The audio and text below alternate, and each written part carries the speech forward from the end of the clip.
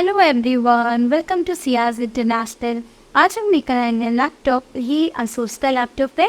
इस लैपटॉप का जो मॉडल नंबर है दैट इज E410ma। इस लैपटॉप में जो इशू है that is related to battery.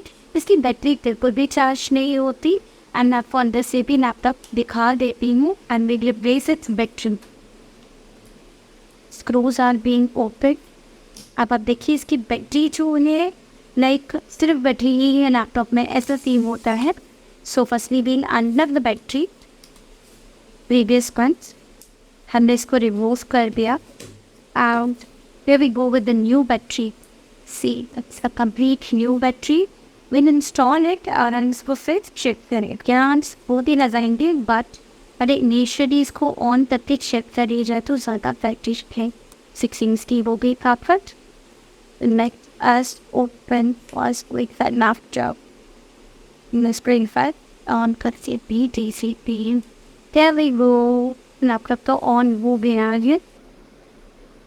Yes, it's working fine.